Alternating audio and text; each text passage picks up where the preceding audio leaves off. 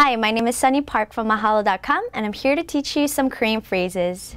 If you want to say bird in Korean, you would say 새. 새. Again, 새. 새. And that's how you would say bird in Korean. Thanks for watching. This is Mahalo.com. If you have other words or phrases that you'd like to learn, click on any of these links. And if you have requests, send your requests to request@mahalo.com.